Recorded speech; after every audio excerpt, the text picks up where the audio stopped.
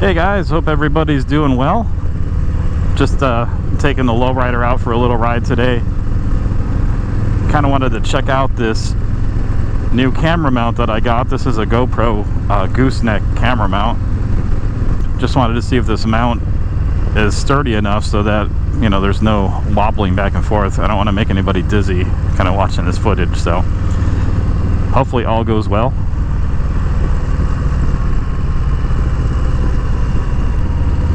So it's been a little while since I've been out for a ride. I think it was 2 weeks ago that I filmed the last video when I took that ride out to Saguaro Lake. So if you haven't seen that video, it's pretty cool. There's some nice scenery. So if you enjoy that sort of thing, go ahead and check out that video. So one of the things I wanted to talk about today is that I promised you guys I would give you a follow-up on these Harley-Davidson Street Slammer handlebars, and I have to say I'm really happy that I put these on here. There are a couple of drawbacks which I'll cover in a minute, but for the most part it was a really good upgrade. I feel like for me personally that the bike is a lot more rideable now, especially for longer distances. So the stock bars I used to, they were so low position wise when you were riding that like your elbows were almost, you know, down at your sides, and I was getting some pain in my shoulders from that. And you know, again, this may be different for everyone, but for me personally, that's where I noticed the problems at. Moving over to these bars now, it's I guess a little bit more of an aggressive riding position. I am leaning forward just a little bit more than with the stock bars, but it's not anything bad. And you know, coming from someone that has lower back problems like myself, I would definitely notice if I was leaning in an awkward position. I'd feel it right away. So far so good. These things have been really amazing. Really happy that I did the upgrade. Now for the couple negatives that I've noticed on these bars over the last few months that I've had them on here, the mirrors are in a different spot than on the stock handlebars. So they're a lot closer to center, which means that my visibility isn't as good. So looking through the mirror, my shoulders are kind of in the way, so kind of have to do that shoulder tuck sometimes to see what's behind me. It's not the worst though. My Iron 883 had way worse mirror visibility than these do, so I ended up putting some long stem mirrors on there to help alleviate that issue, and that worked out really good. But unfortunately I sold those mirrors along with the bike. But these mirrors are good for now. I can definitely see every once in a while I'll have to tuck my shoulder in a little bit depending on the angle, like if I'm in the middle of a turn or something like that.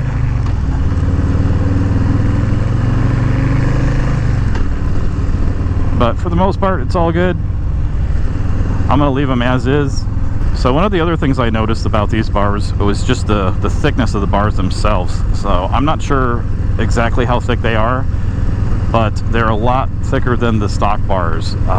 For example, this GoPro mount that I have on here is not a traditional handlebar mount. It's meant for like for going off-roading when you have a vehicle with roll bars that have the thicker roll bars on them. So that'll fit that kind of application. But in my case, they are handlebar mounts because of the thickness of these bars. And I wouldn't complain too much. You know, I did find a solution for the camera that seems to be working out pretty good. But the other thing that kind of sucked was that I had a really nice handlebar mount for my cell phone that I had just picked up like a couple of weeks before I had these bars swapped out. And it fit the stock bars really well. It was a Rockform mount. I got referred to Rockform from a number of people, but it actually is a really nice foam mount if it'll fit your bars. But in my case, I had to end up sending it back because it didn't fit these bars, and they don't have an option for bars that are this large. So just keep that in mind if you're thinking about getting something similar to this or getting the Street Slammer bars. that you may have some fitment issues with accessories. But those are the only negatives that I can think of. Again, like I said, I've been riding with these on here for a few months now, and really happy with my purchase. So when I get off to a stop, I'll get off the bike and try to position one of the cameras here so that you can see like my seating position on the bars. I figure that might be helpful for those of you that are thinking about you know, looking into these. So this road that I'm on right now goes out to Canyon Lake, Arizona, and I love this ride. It's got some nice twisties, but I haven't been there with this bike yet, so I'm probably going to take it really slow through some of the corners. There are spots on there where it's like 15 miles an hour around some blind corners, so I'm really not going to push it because I don't want to go over the edge. That would be pretty bad. It's probably going to be pretty busy, the road up here and back, because the stay-at-home orders in Arizona here are being relaxed a little bit more this week, so there are going to be a lot more people out.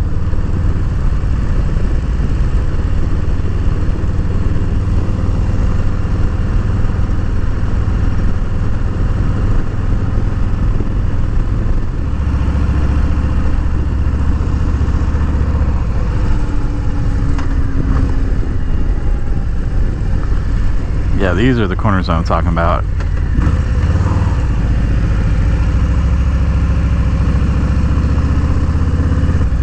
Actually, I don't think I've been out here since like last summer. But it was definitely on the Sportster, so I think it was the Iron 83.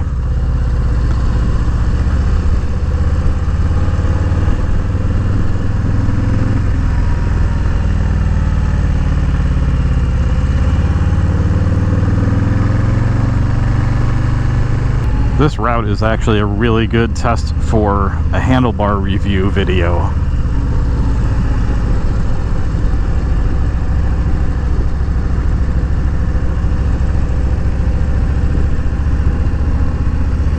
I definitely feel like I'm in total control of the bike. These things are just great.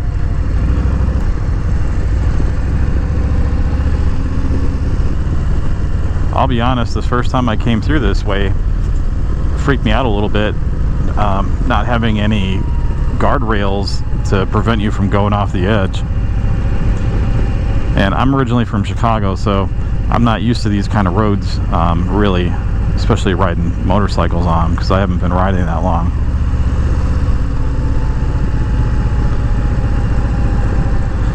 This is where I was looking for.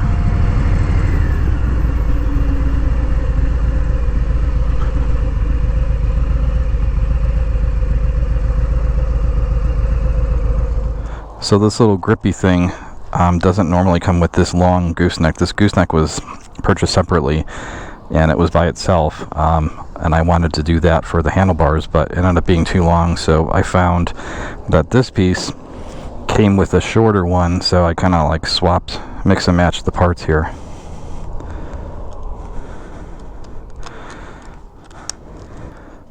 Alright, so hopefully you can kind of see where these bars are for someone my height. I'm 6 feet tall, so it's actually I'm sitting pretty much upright, but I am leaned forward just ever so slightly.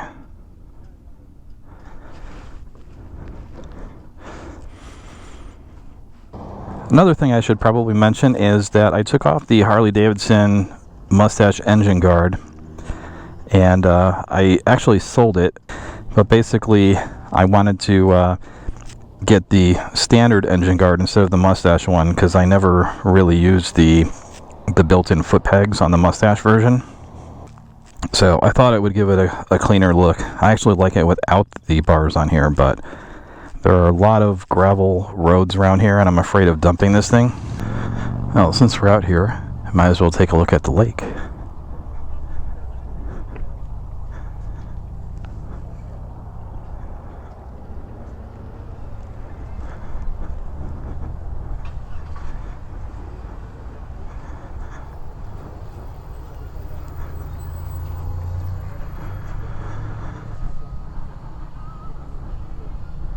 There really are some cool places out here, not too far from like the major cities either.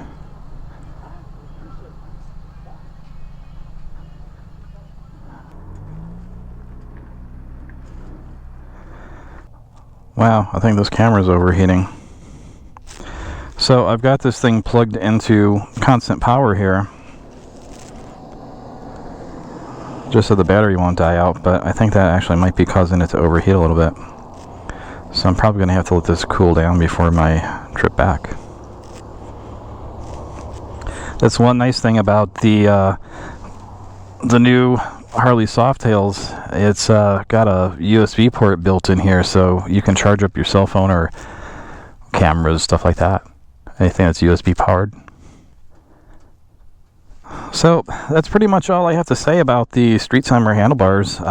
Definitely really happy that I purchased these, and I plan to leave these on here for the life of the bike.